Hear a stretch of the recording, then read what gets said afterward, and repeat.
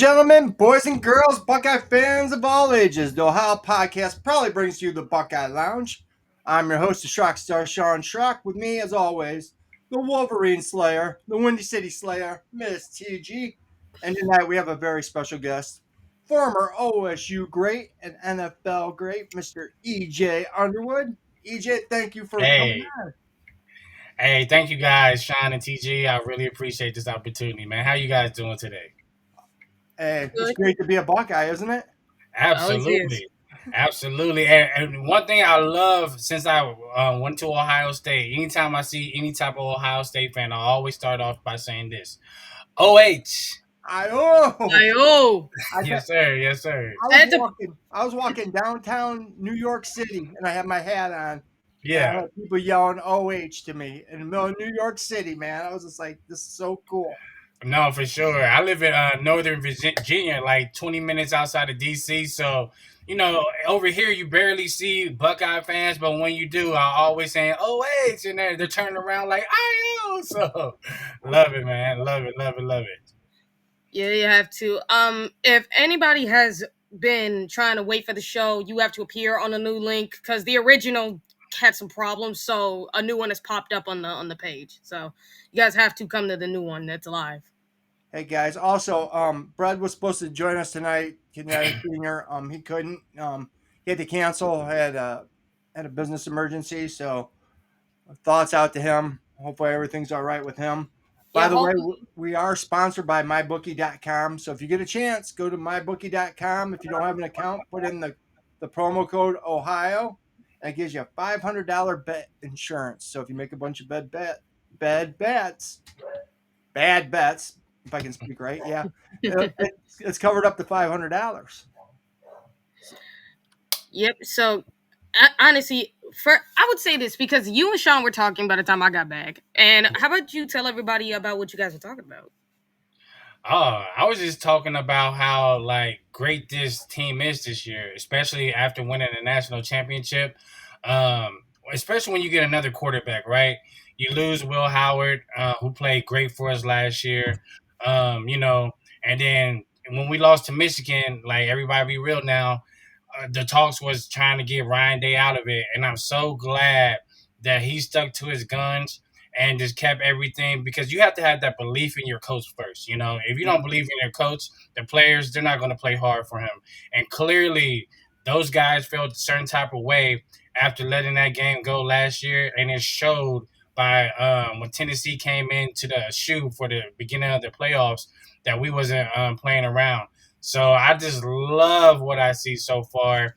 Um, for being 5-0 and me being a silver bullet because I'm always gonna rock with the defense.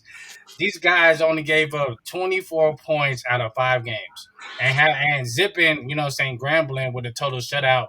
So when you got new guys in like that as a whole defensive like staff and the coaching staff, you have to be happy and proud with the progress that these guys are showing right now on both sides of the ball, especially on the defensive side.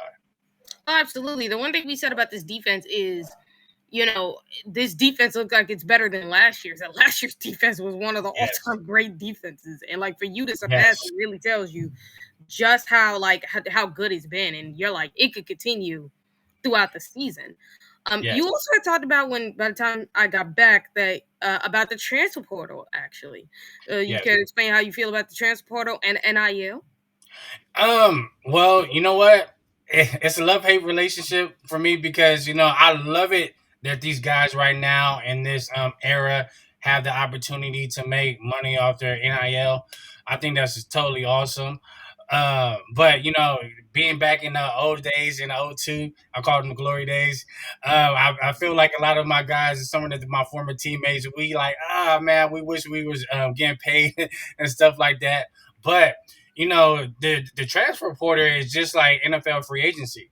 So once you get the right people into your system, you will do amazing things. And by the grace of God, we've got the right people in, like who transfer in, because I watched Will Howard when he was at K State. So when he came into Ohio State, that was big pressure on him. And being a quarterback for the Ohio State University, you got to perform. So any type of like shaky performances, people are like looking to the side, like, okay, now like what's going on here? But I'm so glad that that kid hung in there and showed his tough and his grit, and delivered us the national championship at the end. So throughout the whole college landscape, we got guys like Carson Beck who left Georgia. He can still be at the University of Georgia right now, but he's at Miami. And nobody, even though like they had Cam Ward last year, Cam Ward actually started reunite the whole Miami program again.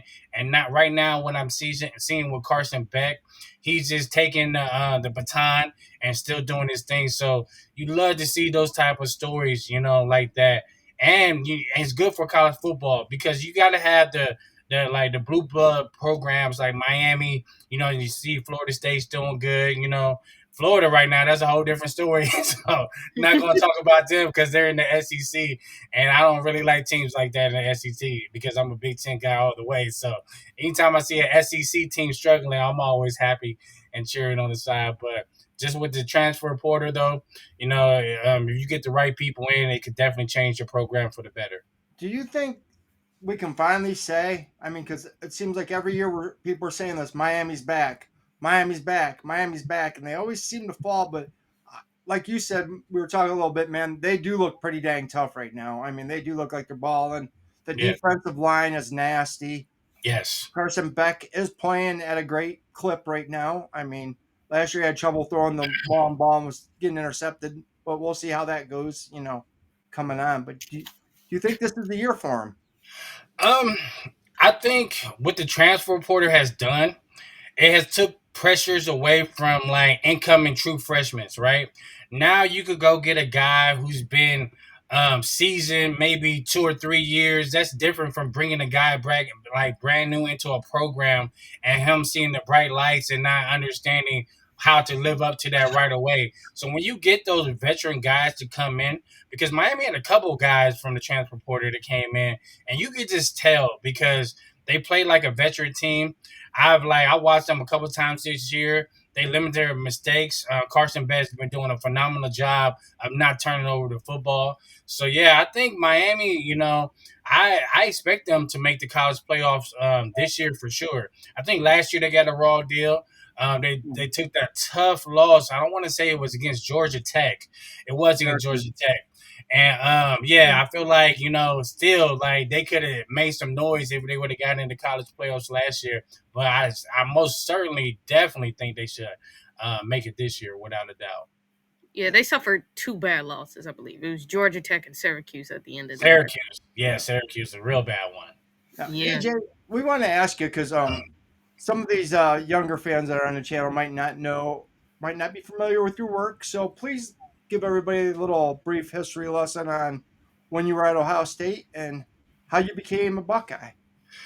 All right, man. Well, I'm naturally shy, which is actually funny because like I hate talking about myself. Or since you asked so nicely, I would go back memory lane. But no, coming out my senior year, I'm from the Cincinnati, Ohio area, but I went to Hamilton High School. Okay. But I was rated the number one DB in the state of Ohio. So when I went to Ohio State football camp, like AJ Hawk was there, Bobby Carpenter, Troy Smith, Tyler Everett, and there's a ton of guys. We all ended up getting offered around the same time for Coach Tress. And at the time, I didn't realize, like, because at that time I was like getting offered by everybody, and at the time I didn't realize how big of a deal that was, because even though I was born in Cincinnati, I grew up majority of my life in Louisville, Kentucky. So I was like a big Florida State, Tennessee guy, growing up. But when Coach Tress offered me, and I found out how big of Ohio State fan my father was, because all the way up until that time of my life, he never really told me he was a big Ohio State fan. But when I got offered, he was like, "Yo, that's where you're going right now." And I didn't want my dad picking my decision, but I also wanted to be closer to my mom too, because from being from Cincinnati, that was an hour away, Yeah. and just seeing the great tradition that Ohio State has, like, especially when it comes to putting in deep defensive backs in the NFL. It was kind of a no brainer for me. So, coming in my freshman year, Coach Dan Antonio, Coach Tress, they told me coming in that, hey, you will get an opportunity to start and play as a true freshman. And as anybody who's a competitor, you want to play right away. Yep. So, I'm going into training camp, my roommate was Mike Doss, and me and Mike Doss, like, he was a great mentor for me. We were sitting there one night and watching, like, saying the Buckeye Blitz, and they was just showing our schedule. And me being a true freshman, because I always have confidence, after they showed our schedule, I looked at him and no lie, I said, yo, we can win the national championship this year. And as God is my witness, he looked at me, he was like, "Yeah, we can, And anytime, like, I see Doss, like, that's one of the stories I always bring up, because I felt like then, like the team that we had, like we had some amazing talent on that team. It is crazy the amount of talent and the talented players. Even if you look back at the national championship game, who all played, get an opportunity to play in the NFL from Miami and Ohio State side, it's just tremendous, And I've never in my life, like, I played football for a long time. That is still one of the most magical seasons that I've ever experienced in my life. Each game, and we'll talk about the Illinois game coming up. Cool. It was like everybody gave their best shot at us. And as a competitor, you want that, right? And, like, I love that, and our guys, we never fold. Even, like, the pass interference call towards the end of the game at the national championship in Miami. Like, nobody, or even though, like, we seen Miami celebrating, that was the longest, like, 10 seconds ever in my life, because it felt like an eternity. And then once we seen the flag, we knew we had to redeem ourselves, and that's what we did. And just sticking together that year was one of the best rides that I've ever been on. And I'm truly, truly, like, honored to be in Buckeye history. As an undefeated national championship team, and to do it as a true freshman too, to play in every single game. Man, that it still means so much to me. Like, my daughter, who's 10, I got 4 kids, but she's like, I tell her all the time, your dad used to play football and stuff like that. I was kind of something like a big deal, and she just looks at me like, I don't care. But my son who's 7, oh man, like, oh my goodness, yeah, he loves it. Like, and right now I've been trying to, like, shield him away. I just want him to I want him to come to me one day and be like, Dad, that's what I want to do, instead of putting the pressure on him right away. So right now, soccer is his thing, and he's been tearing it up in that. But hopefully one day he could put on, what I mean, like, the football cleats, and I'll get out there and teach him how to backpedal for real and show him what Dad used to do. Well, the thing is, soccer's going to develop the footwork, man. So I mean, the Yes. coordination. So I mean, if his body's not taking too much of a beating early on, that could be beneficial to him, So Yes. No, for sure. And I'm all about footwork, because my dad, he in college, he was coached by the great Dick Night Train Lane. Yeah, Right. Dick Night Train Lane. Yes. And if anybody knows who that is, Night Train Lane, he was a really, really great DB, especially in the pros. So ever since, like, I was younger, because my brother Brandon, he ended up coming to Ohio State too and transferring to Cincinnati. And we have another brother named Jamal. All three of us, since we were yay high, were doing DB drills, backpedaling drills. We would play games doing that, thinking like, oh, this is just a game. But then, honestly, in my adult life, like, even the women I dated, they were to see me in the house, and I'll just be doing DB stuff. They'd be like, what are you doing? I don't know, nothing, because sometimes when you're a DB, that stuff just does not leave you, what I mean, at all. So, yeah, but I've calmed down now. Like, I'm way more chill about it now. But, man, I used to be a mess. You used to be doing DB stuff around my house all the time. Hamilton, Ohio, man. My sister used to live there, so Nice. yeah. Nice, So I've nice. been there many times. Did you play any receiver in high school? Did you play both ways? Yes, I played both ways. All state, man, like I used to be pretty fast, like back in my day. Ran a 4.27 at Ohio State, Ooh. but you know, one of the biggest things that I loved about playing receiver, nobody was getting like not one person was getting me on the ground. Like it's a funny story. So when I transferred to Hamilton my junior year, we played against Centerville, and that's the great Mike Nugent and AJ Hawk. Mm-hmm. So on the first play of the game, Mike Nugent kicks it off to me, and I took it to the house for six. So we joked about that, but when I got that ball in my hand offensively, like nobody was stopping me because I was just too gifted and too fast.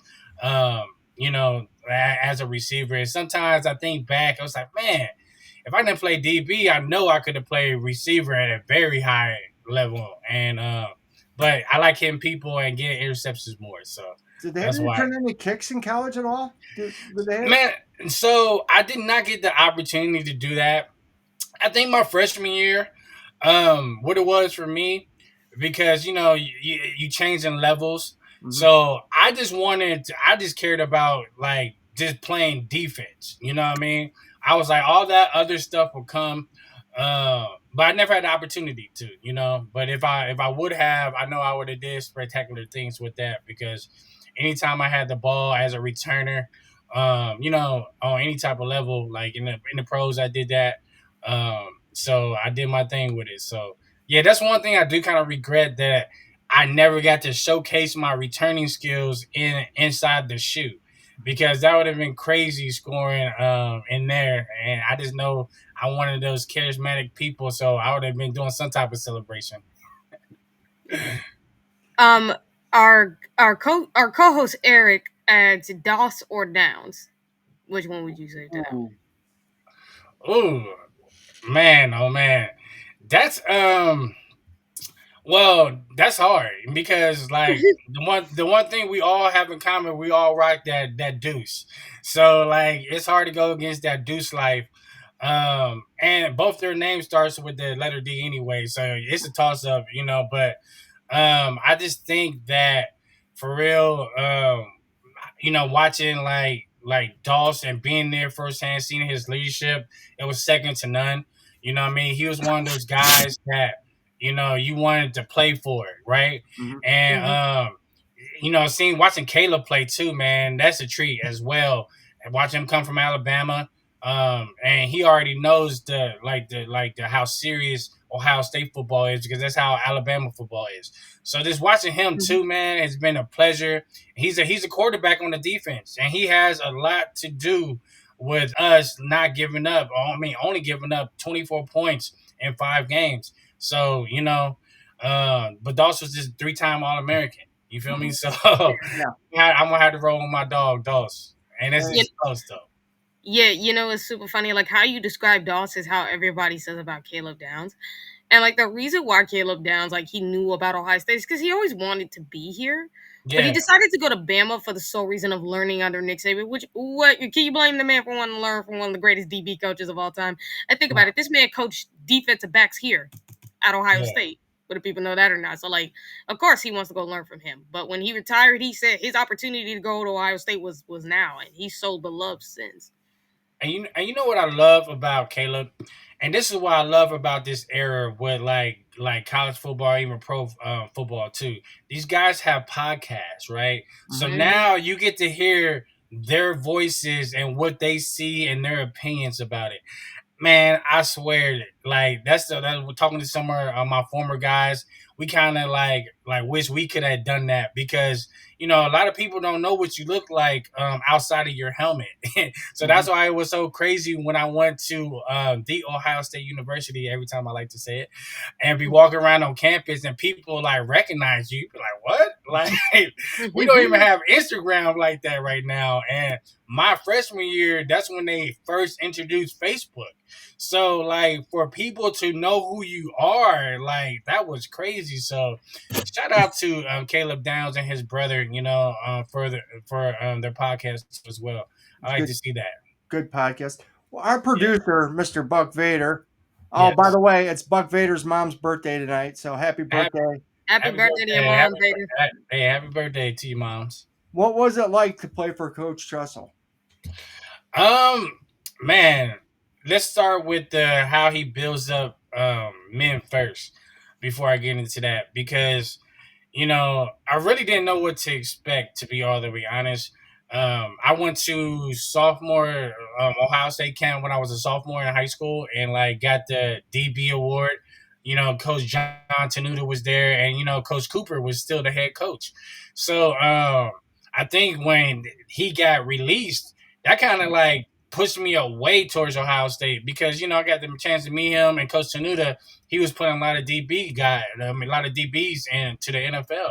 So getting the opportunity to come to Coach Tressel, he was just different, and he always had us like every training camp do our history about Ohio State football and what it means to be a Buckeye. He told us if the meeting's at 8 o'clock, you know what I'm saying, and you get there right before 8 o'clock, you're late. Right. You know what I mean? Get there 5 to 10 minutes early before that, so you'll be on time. And that's something I've always like carried even to my professional career right now, because like a lot of people don't understand about what it is to be on time, and I'm Mhm. so anal about that. Excuse me. I feel like if I'm not like on point, then I'm off. Mhm. So like I was one of those guys who always had a tradition, and if I didn't like, especially when it comes to game day, and if I missed something on like what I like to do, I was like, it's like, oh my god, it's like I'm in panic mode because I wasn't like prepared. So it's about just being prepared, and he prepared you for life. Now as a coach, man, it was cool, you know what I mean, to play with him.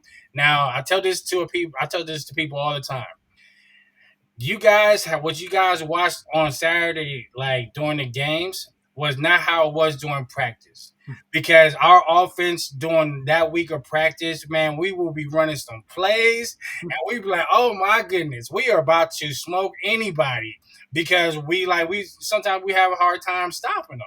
Mhm. And then, we we get to Saturdays and we looking like, what is going on here? Why are we not calling those plays that we ran all week in practice? But like looking back at it, he was actually preparing the future, you know. And so that's why when you see somebody like Troy Smith step in, Troy was doing that stuff for 4 years. You know what I mean? Like with the plays that were being called. Um, but Coach Tresh, man, like it was an honor and privilege. He is the lieutenant governor now, I do believe. Yeah. So it's pretty cool to say that you played for somebody, that you was a part of his first recruiting class, and now he's a governor, Yeah. lieutenant governor. That's crazy. So I might have to call him and say, "Hey, coach, how you been?" You know what I mean, like just to check in on him. But I'm just proud that I had the opportunity and the privilege to play for such a great man like that. Our friend Our Najee Green wanted to ask yeah. you real quick. Uh, where were you when Holy Buckeye happened? What was Holy Buckeye? I never heard that phrase before. The touchdown for Purdue to Jenkins, Krenzel to Jenkins. Oh man. So yes, that was another intense game, man. Oh my goodness. So now you talk about on the 4th and 1. Yep. So we had called timeout, I do believe, and I'm thinking at that time Maurice is getting it going. So I'm like, okay, either we could do a quarterback sneak or just give it to Maurice. He's definitely gonna get a yard. So once I seen Craig dropping back, my eyes was like, what? And I know the corner Antoine Rogers, number 12 that Mike was on. He's from Middletown, and Middletown Okay. is Hamilton's rival. So, I don't think he was ready for that. So when you see Mike, who was my Mike recruit, like he was my host when I got recruited, Mike Jenkins, great receiver. When you see him just go up and come down with it, it was crazy. So yes, it was like no, yes, at the same time, like man, it was amazing. Like I said, that was just one of many games that it had you like that. You know what I'm saying? So Well, we had yes. Tim Anderson on and Eric Eric Boggs, the owner of this channel, he asked Tim. He goes, "What were you thinking when you saw Craig throw that?" He goes, "My thought was, Craig, you dumb son of a." He goes, it cleared He out, really and was. he could have ran for a first down. And he Yes. just tosses like I was mad. Then I saw Jenkins catch it, and I wasn't mad anymore. No, man, you know what? I think like especially everybody who I was around, we all had the same reaction. Like we like, what the heck is going on? But then once you see Mike just come in and like just take it or score with it and secure the catch, it was amazing, man. So yeah, that was one of those plays that I'm glad I'm not an offensive coordinator because clearly our OC he knew what he was doing. Because to be all the way honest, when you're on the road like that, you do not have time for overtime Yeah. because anything can go, and I love how we just took it and said, you know what, this is our season on the line. Let's just go for it, and that's what we did. And I'm super proud of that moment. Actually, they were supposed to go to Hartsock with the ball, and he was covered. Yes, Ben was supposed to get the ball. We interviewed Ben, and Ben's just like we got a first down on that play earlier either in the drive or in the game, and yes. they covered me well. And he goes, next thing I know, I just see the ball go flying over my head. He goes, Now, offenses like to do that, right? So they see something that worked in the game, and try to come back at some point later on in the game.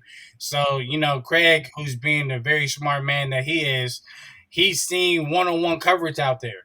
And, like, to be all the way honest, like, even me having the chance to guard Mike, especially when I was a freshman, man, there was not too many people who shut him down one-on-one. mm-hmm. So like that was a great matchup. So I would take Mike Jenkins all day in a one-on-one matchup like that against anybody in the country. So and you see what happened when he got the opportunity. He came up for us and won us the game and kept our season alive.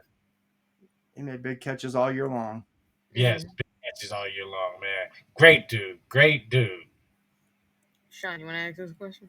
What was the main difference from Mark D'Antonio and Mel Tucker's defense? Well, I only played for Coach D'Antonio. Coach Tucker was my DB coach. Coach D'Antonio was from the Nick Saban tree. So yeah, he was one of those like few coordinators that I played for that you did not want to let him down in no fashion. You know what I mean?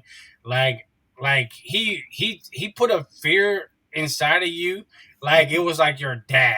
Mm-hmm. You know, so if you were messing up and like he had to talk to you about it, like you get that like that funny feeling in your stomach, like oh crap, you know what I mean? He about to shoot me out. But no, Coach D'Antonio, man, I swear he made things easy for us. Like, and I think like that week when we played Miami, we were so loose, because everybody under the sun, and I love how media hates on the Buckeyes, no matter what year it is. I just thought it was like when I played, but no, it still goes on to present day. There's a lot of Ohio State haters in mainstream media. And I just remember being in the meeting. He's like, I'm keeping it simple for you guys. Miami has not played a defense like you guys. You guys are hitters, you're fast, and we're gonna play fast. We're gonna keep everything simple. And that's what we did.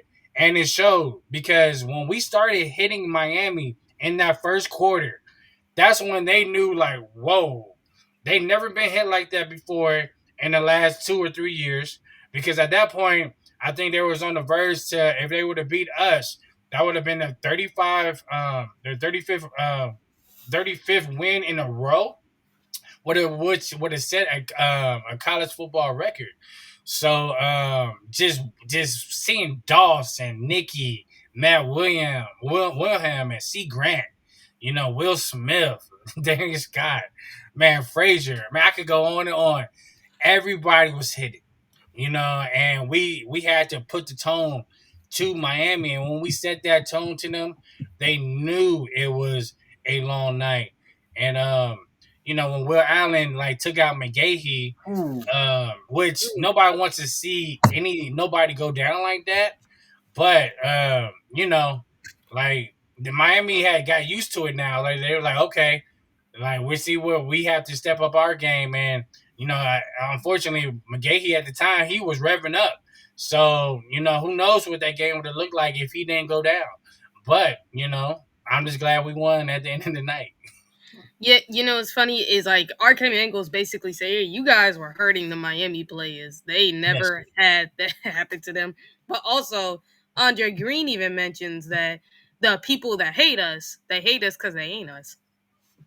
No, and you know what? That is so true because even when I got to the league, right?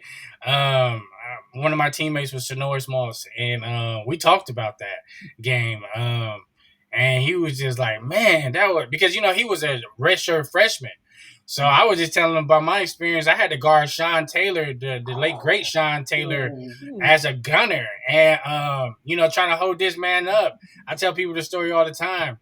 Like the first time we punted, I had to do punt return. He just ran right past me, and that was the first time all year. And you gotta understand, I'm a pretty fast guy, but Sean Taylor was like 6'4", 220 something. Mm-hmm. Running like a gazelle out there. So it was definitely crazy.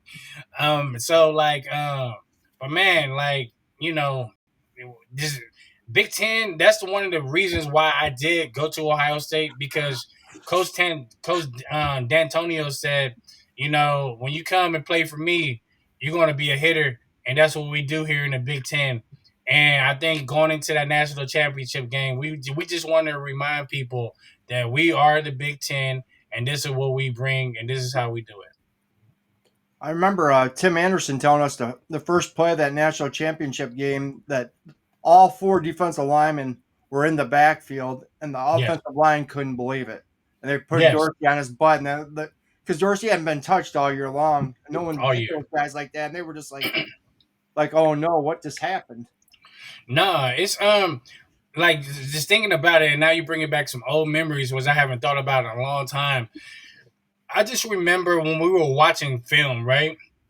And you could just see how comfortable Miami was during that year.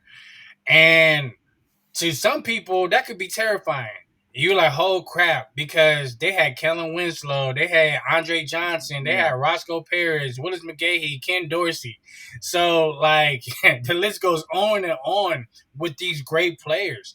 And you could see, even with the teams that they were playing, like, they were scared. Just like when teams, like, come into the shoe when I played and their eyes get real big because they're like, oh my God, like, I can't believe there's that many people.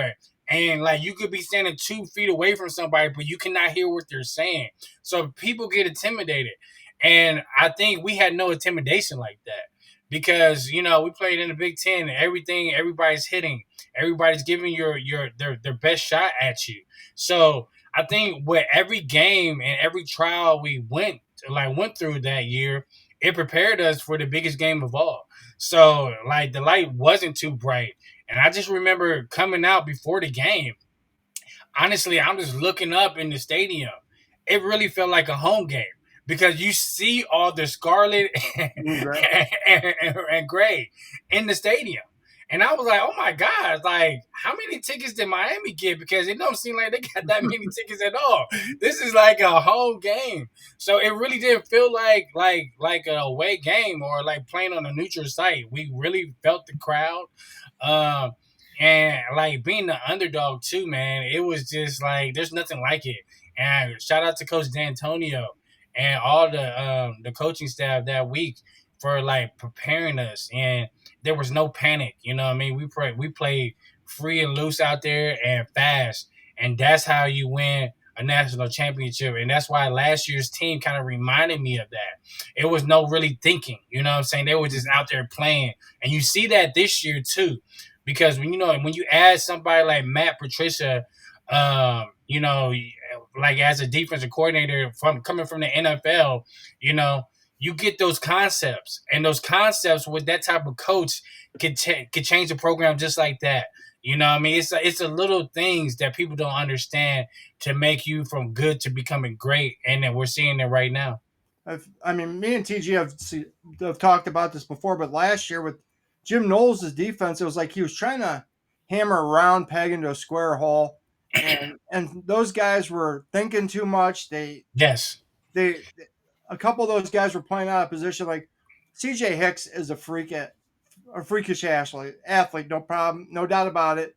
But Yeah. when he was playing linebacker, he was having trouble reading his keys, and he was always out of position. It's just like he was always thinking too much, and he wasn't playing free, he wasn't playing easy, and he wasn't playing fast. And it seemed Yes. like they cut that. They made a change halfway after the Oregon game, and they played a lot faster the second half of the year. No, being a defensive coach, man, you just want your players to play fast without thinking that much, and let their talent do the rest, because I've seen it before. Like players over, like they get in their heads, and when they're in their heads, they make mistakes. And like you said, after that Oregon game, right, there Mm-hmm. was a change to be made, and I really believe even after Michigan game. I really believe after the Michigan game, it was like, you know what? We got to go back to just basic on all across the board, fundamentals. And I think I heard Ryan Day say that they're really teaching fundamentals because those fundamentals is going to propel you in any type of game, any type of situation. No matter how tired you are, thinking about your fundamentals because you practice it so much is going to carry you.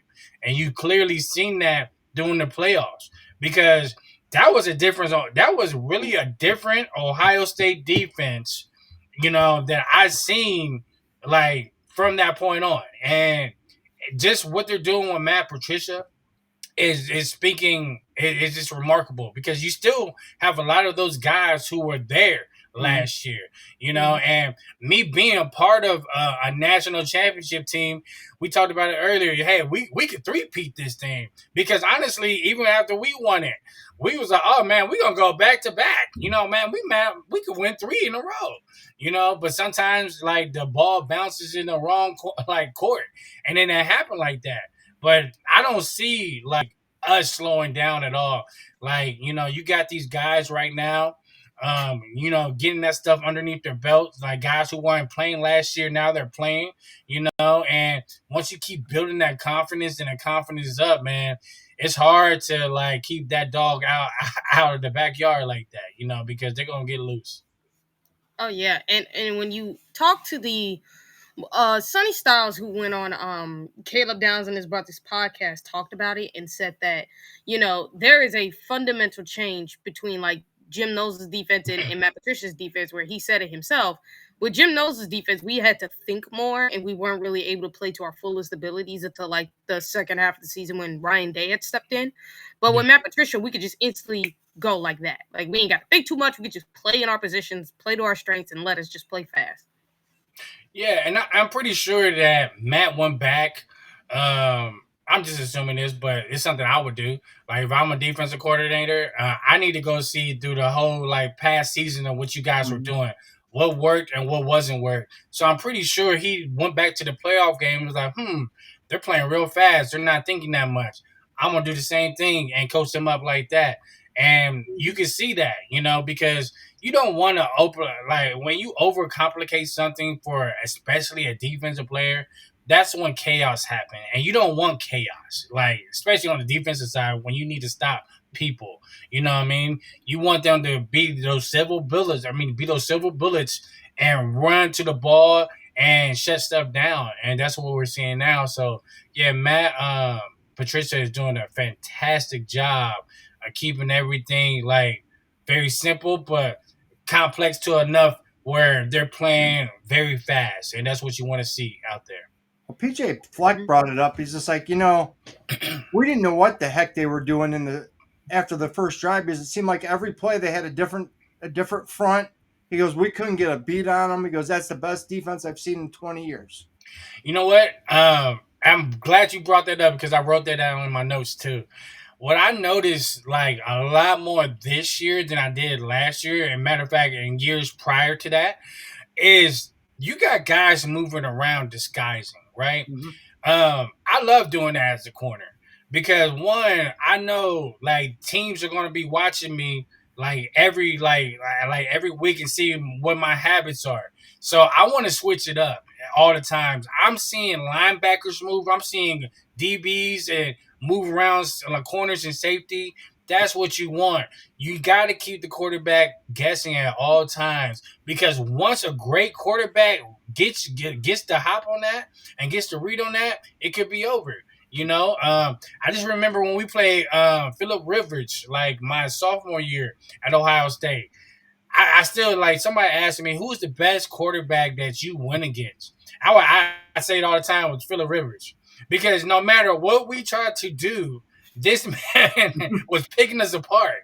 Like, and it was like, man. I So know now, that. Yeah. yeah. So nah. Shout out to the defense, because they got to keep it moving. It can't be like the one thing I hate, especially when I used to coach high school football. I don't want to see my corners just sitting in one position. You know what I'm saying? Because ain't there's only one Deion Sanders out there that there ever was. He probably could get away with that, but you can't. I need to see you moving around, because I do not want the quarterback or even the OCs getting a jump of what type of coverage we're in, because you want to disguise it all the way up until the end. And Ohio State does a phenomenal job defensively as a whole group, just moving around so the quarterback doesn't read what they're doing. Well, we even saw it with the linebackers. The one time Arvell turned his head around like he was bailing, and the quarterback thought he was dropping back. They just turned his head around and went right for the blitz and got the sack. I mean, he fooled the quarterback, and that the announcer even said that's something that pros do. Once College again, people don't do Yeah. that. Matt Patricia, you know what I mean? Yep. He's bringing those little nuances of like something so small and like technical that can mess up like the quarterback's read. You know what I mean? Oh, you got this guy look like he's about to bail out, but he's coming right for the sack for you. So Mm-hmm. yeah, Matt Patricia, I think, has done a phenomenal job in getting these guys to buy in, because that's always the main thing. I've been in like programs and organizations where like you don't buy into all the coaches like that, and the really great teams, right? They buy into those coaches. So what you see right now, because the only thing that changed from Ohio State coaching staff has been the D coordinator, right? Mm-hmm. So that's always like, okay, like defenses, like that's our like bread and butter no matter what. It's always the silver bullets. Like we're gonna be the ones to stop everything, right? So when you see a guy come in and he has the players' trust, and you know what I'm saying, and they have their faith in him, you're seeing like what's happening right now. 24 points in 5 games. Man, it's electric. It Yes, really is. yeah, it's crazy, man. When you think about this T, because that's just the first thing I think of. Because we did have a change of offensive coordinator, but Brian Harline's been here, so like everybody kind of knows him. But we're Yeah, really going to see what he's doing as offensive coordinator. I'm pretty impressed with his play calling. Like he's improved from 2022. So like bringing in Chip Kelly really did help him, and he's starting to understand like the fundamentals really of the run game. Because when it came to pass play calling, he wasn't struggling with that at all. He was good with that, but it was always the run game, and he shows he's gotten so much better at that now. And then when you look at the defense, it's like, and you hear, regardless how much hate Ohio State gets, they will be honest about this defense, which is when you hear people talk about it, they're like, okay, what offense is going to give this defense the most problems? Because how do you defend? How do you go against this defense exactly? Um, well, one, Brian was a freshman. Him and my brother came in together like when I was a junior. So watching like Brian's career, watch him go to the pros and then coming back to Ohio State, that has been something awesome to watch. So proud of him and the job that he's done. Because once you like play receiver, right? You get the gist of an offense, right? So Brian's a very smart guy, and I think having somebody experienced like Chip Kelly, all you could do is learn from that guy. You know what I mean? So I'm pretty sure Brian was a sponge, and Chip took him under his wing and was just coaching him up. And you see it this year, because the run game has been pretty good for us as well. and you have to be balanced, especially if you want to go further and win another championship. You can't be one dimensional at all, because once you are a one dimensional team, it's pretty much over. You could just like, oh man, like look at like somebody like Colorado, right? Colorado the last couple years was just really one dimensional. They had a great passing quarterback in Shador, but if you don't got a running game, then that like trumps that. So you have to be balanced. So I'm just proud of what the job that Brian has been doing right now, and I will. He's going to continue to improve at that role as well. Well, we also heard that Brian's such a hard worker too. I mean, I know everybody said when he played he was just a hard worker, always Yes. just grind it, blue collar guy that would grind. And I mean, this looked like you said he went to the pros. I mean, he wasn't Teddy Ginn or anybody fast like that, but he was just a great all around player and worked his butt off.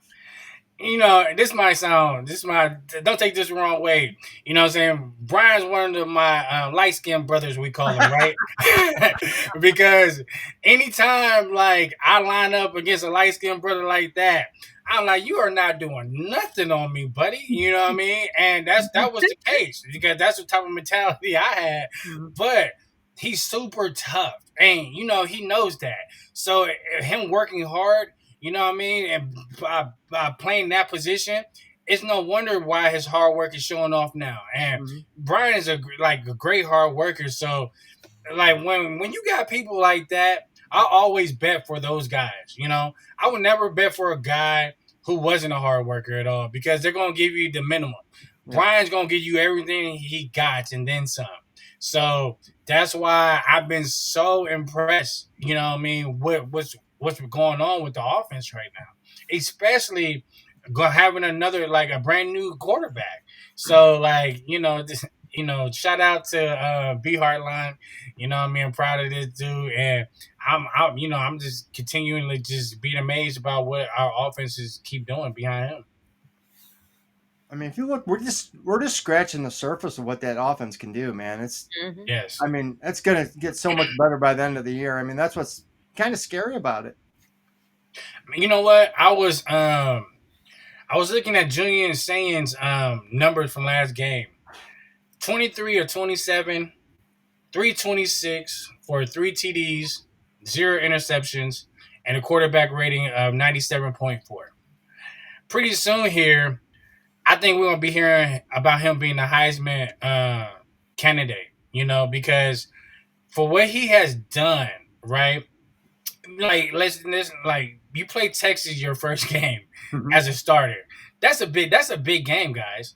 Like, and I thought he held his poise, and I was very impressed with that. I was like, wow, this guy didn't like really look shook at all, like out there. And you see him each week getting better and better and better. You gotta love the fact that he knows how to protect the ball, because you don't want a guy out there just giving up the ball like that.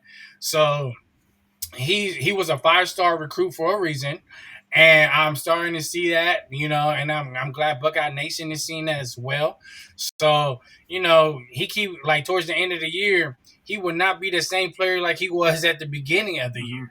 So, and sky's the limit for this kid, for sure. Kid's accurate. I mean, the Yes. completion percentage is through the roof, and like you said, his poise is. I mean, look at the Washington game, playing in that hostile environment. He didn't get shook out there either, and they were blitzing him an awful lot. Yeah, it's something about California quarterbacks, man. They got that chill about them. When he takes off his helmet, he sees the long hair. It kind of looks like a surfer or skateboarder, kind of. You know what I mean? So he got that chillness about him. But you could also tell that those guys that play for him too. Like I see guys going after the ball when he throws it. And that's just a signs of a good leader, at the quarterback position. I really, really cannot wait towards the end of the year, because I like seeing each week how he's developed. And even next year, he's gonna be man. It's gonna be crazy next year. But I don't like to jump into the future, because I always take each week at a time. You know what I'm saying? So wait till Illinois, because this is going to be a big test going up in Champaign.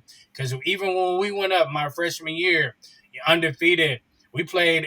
That was a night game, and I'm not sure what time they play. Is it another night game for us this week, or is it a daytime game? You guys know? Noon. Noon. Okay. Okay. Okay. So noon game. But I watched Illinois play USC. The week after they just took that loss to Indiana, and a lot of the commentators were going for USC, and Illinois came and they really dominated that game. I watched it, so like Illinois is one of those teams, and I'm so happy to see the program back in the up and ups, because you don't want to see programs like that fall off for too long.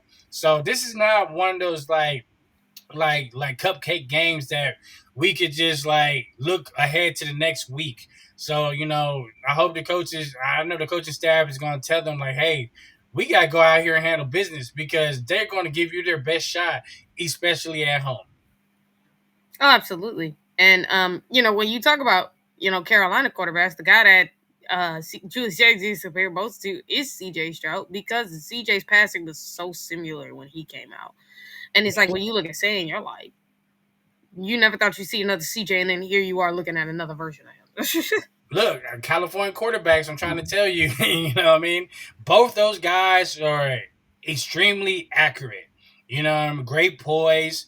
I don't think I've ever seen CJ, even in the pros, panic like that.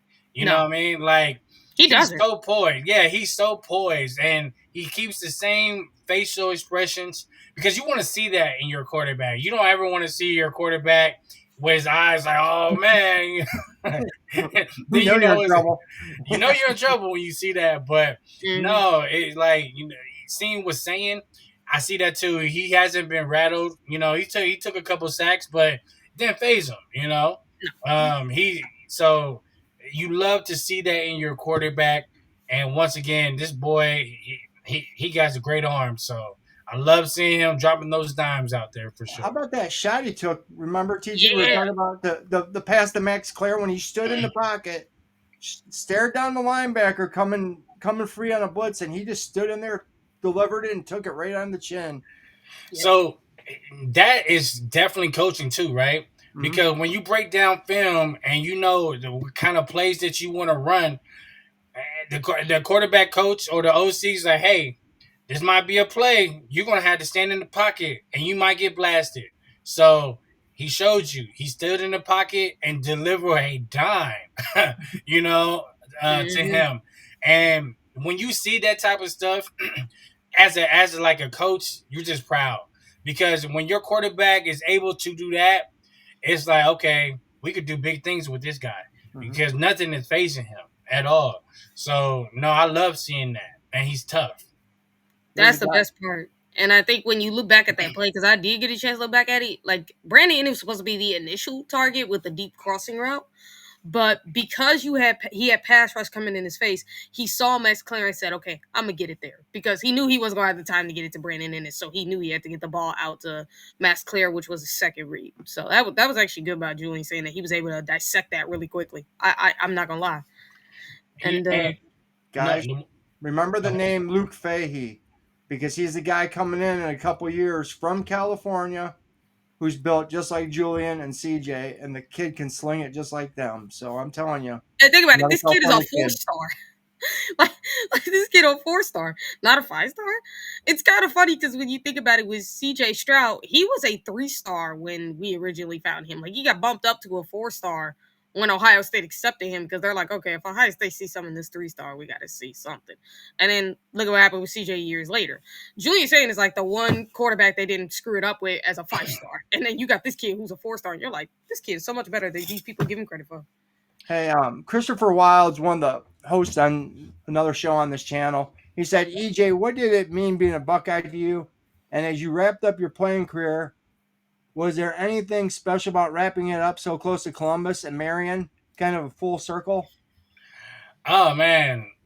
So what did it mean being a Buckeye? I think at the time, like, you didn't know, like, I didn't know, like, how big Ohio State was by me even committing and going there, right? Mm-hmm. And even when I got on campus, that's when I started to feel like, whoa, this is different.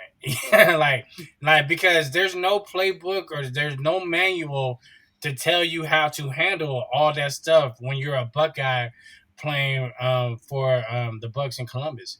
And looking back at it, it means so much to me because I've lived all over the country playing, and the one great thing is like when you see other Ohio State fans and the excitement, especially when they find out that you played on a team and they might remember you and stuff like that. Because I'm one of those type of guys. I'm very humble. I don't expect people to remember me like that. So when they do, it's like, oh, cool, cool, cool. Very, very honored for that. So just being able to say that I won a national championship because honestly, that was one of my few goals. Like I wanted to win the Thorpe Award. I didn't get an opportunity to do that, but I got the next best thing. Was the ring, and what I'm saying, winning that national championship, and to wrap my playing career up in Marion, which is like 45 minutes north of Columbus. That was special because at that point in my life, I just had my youngest daughter, who her name is Sophia, and she's the 12-year-old who just doesn't care what daddy played football and stuff like that. But she's a hell of an athlete herself.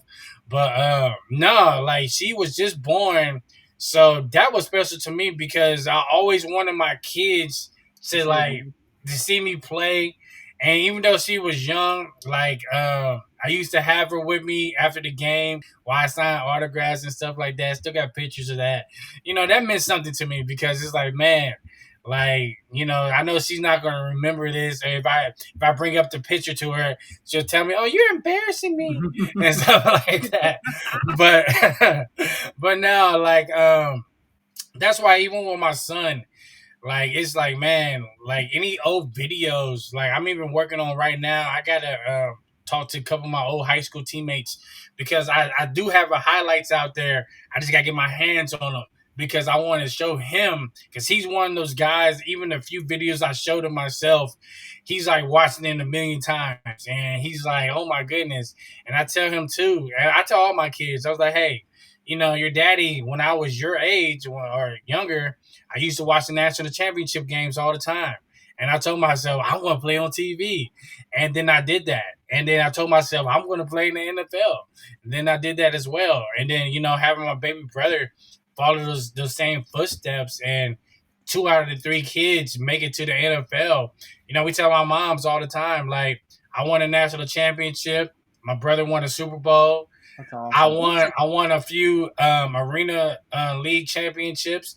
My brother won the CFL championship. Nice. So across the board, we are championshiped up in the Underwood house. The only championship we don't got is a flag football championship, and because you got to pay us to play that.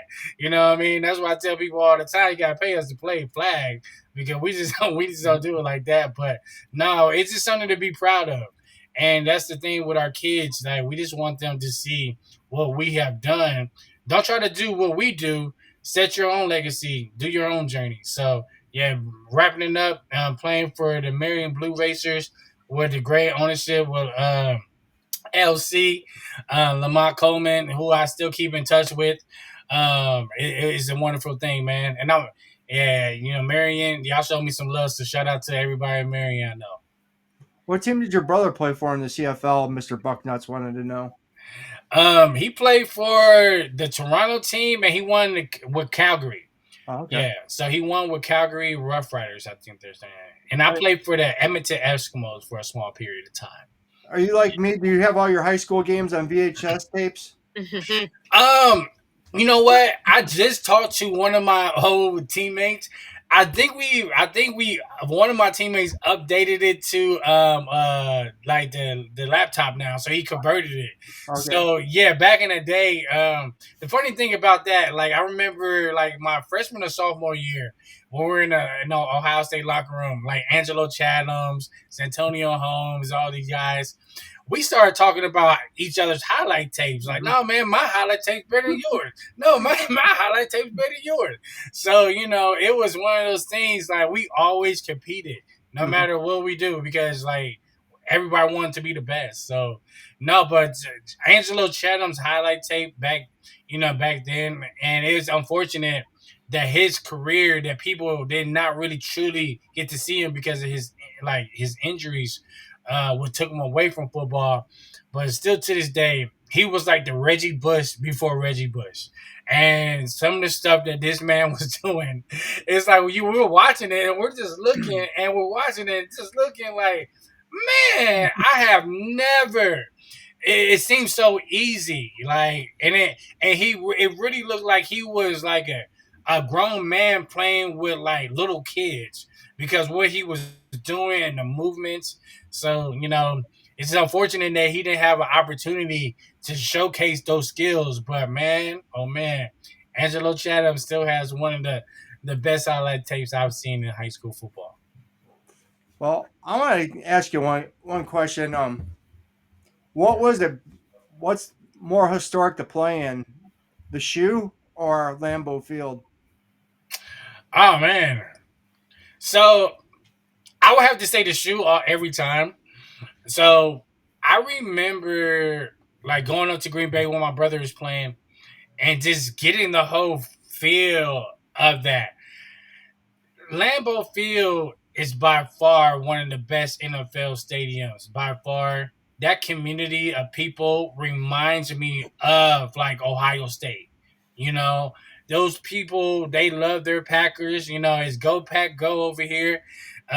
Because like our first like Pee Wee football team when we were playing in Louisville, Kentucky, we actually played for the Linden Packers. And we looked just like the Green Bay Packers. So when my brother got drafted to them, it was full circle. Like we was just amazed, crying, happy, like oh my gosh, I can't believe, And no, but I tell people all the time, there is nothing like Ohio Stadium, and playing in the Shoe, it is a tremendous honor and privilege, because it's different when you're getting recruited and you're there, you're on the sidelines, and then you go sit in the stadium. And then I remember my very first game, like, you going out to warm ups, and, there's nobody really in the stadium, right? But everybody's sorry to fill in. And then, we like bring it together and then go back in the locker room. Coach Tress gives his speech. Then we come out. And then now there's 100 and something thousand people, in the stadium, in their seats, screaming, yelling. Now, I'm not a scary guy at all, but I was so nervous to walk out of that place because I was like, oh my God. I was like, I just walked out of here like 20 minutes ago, feeling loose and all that. But when it's game time, like I've never in my life got those chills, and it was so awesome because after that point, like the next game, I had this routine that I did every week when I ran out. I will always run all the way across field down to the other end zone, do my little thing, like hype those fans up. Then me and a couple players would always do that. So just to have that opportunity, like, man, oh man, that was so special. So I will always say the Shoe is the best place I've ever played in, for sure. Awesome. Thank you again, EJ Underwood. You've been over here for pretty much an hour and a half. So do you have anywhere where anybody can find you? Any business, anything you want to promote? Man, well, you can find me on IG. I think my handle is Abundance Flow 83. Right now I am jumping into the cryotherapy space. So I'm working on opening up my own wellness center. So here in the next couple months, I'm scouting the locations right now here in Northern Virginia, but my goal is to have a couple locations here and definitely bring a few back to the great state of Ohio, because it's all about wellness. You got to protect your body. And even when I jump off of here, I'm going to the gym and hitting my hour sauna like I like to do because, it's my therapy. So, yeah, like, you can find me on Facebook at EJ Underwood. But I'm on IG a little bit more. So Abundance Flow 83. Hey, when you open them up in Ohio, let us know and we'll have you on and promote the heck out of it. No, for sure. That is my goal because I definitely think I'm gonna. The goal is to open a couple here and then come to Columbus because I gotta start with my Buckeyes. I'm from Cincinnati, so if I'm saying I'm going to Columbus first because to me that's like my home away from homes. So I definitely want to get people involved with that. But yeah, I definitely will let you guys know for sure. And thank you guys, TG and Shaun, for reaching out to me. This has been a pleasure talking to you guys. Brought back great memories about my great times at Ohio State. So I appreciate you guys both for sure. Hey, it's an honor to interview you and have you come Yes. on, bro. And you got an open invitation. Anytime you want to come Thank back. you, man.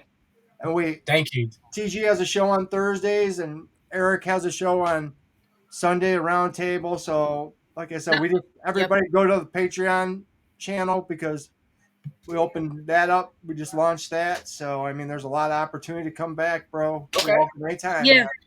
Because I EJ, if appreciate you would that. like to, would you like to go on a Sean show where he can go, you can go back and watch some of your old games with him and break it down? Oh yeah, for sure. Like that's the one thing about me. Like some of the women I've dated, they like especially my ex girlfriend because out of all of them, she was like a real football fan. I know how to call out the plays before they even happen. And I remember last year, I went through this stretch in the NFL. I called out like 6 straight plays. And she's like, hold up, is this game like did you watch this game yet? You know what I mean? I was like, because it's live. I was like, no, I'm just a defensive guy. So I know what they're gonna do because you can see the offensive formation. So I would love that honor to do that. That'd be Well, cool. what I'm gonna do in the off season because on Okay. Patreon we can stream games. I'm gonna grab some classic games so some of these younger fans get to watch some of these older games, and I want to bring players on that played in the game. You Yeah. guys can tell stories, break down some plays, tell us what you were seeing. Yeah. No, for sure, for sure. Have some I'm fun. always that type of guy. So you know what I mean. That's why I said like when my son's ready and he comes to me in the next couple of years, say, "Dad, teach me." He doesn't even know what he has in store yet. So he's gonna like just like with my dad. I was breaking down film. And that's why I feel like I was so far ahead of people. I was breaking down film in Pee Wees.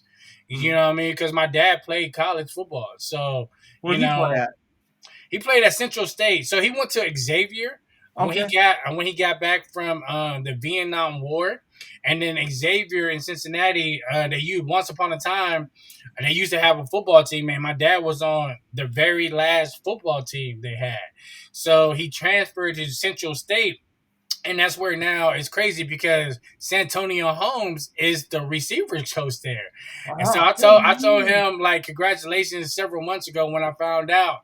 And I was like, oh man, my dad, like, congratulations on the gig. And my dad used to play there. So and actually my dad's going to the homecoming there this weekend because it's Central State homecoming.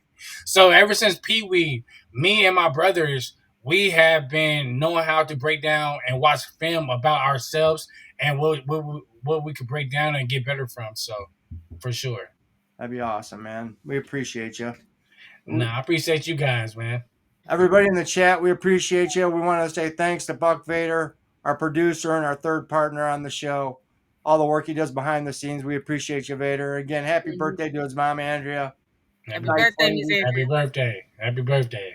Everybody in the chat, thank you for coming on and supporting us. If it wasn't for you guys, we wouldn't have the show. So, and Eric, Chris, thanks for the platform, for what you guys do for us. And please, everybody, go check out the Patreon channel. You get to stream games there, all kinds of free message boards. Guys, it's awesome, man. It's off the hook. I Yep. swear you guys will love it. And the message boards have been fire. You guys are gonna love it. It's an awesome community, and you may see some more videos on Patreon at some point. Trust me, you guys are gonna want to. You guys don't want to miss it, especially if you want to keep up with certain Buckeye players, not just here at college football, but also in the NFL too. Y'all want to keep up with them? Go over to Patreon. TG has doing awesome stuff over there. She's filling everybody in with all the Buckeyes are doing in the NFL. And I tell you what, This lady knows her stuff. One of the most intelligent football fans I know. So Nice. please check her out. Nice. And please check out Mika and TG Thursday for the Buckeye Ladies Show. Yep. Nice. Again, if you guys really want to make sure you get some stuff, because I will be putting out a video about this past week's NFL, and breaking down exactly what our Buckeyes have been doing. I promise you guys, you're gonna love it, and I promise you guys are gonna really want to tune in because it's really some fun type of stuff. But now going off to the air, we're gonna end this show like we always do. OH. IO! Yes, sir. Go Bucks, Bucks. and hit Go that Bucks. like, share, subscribe, and turn on those notifications so you never miss an episode. Bye, everybody. Peace. Peace.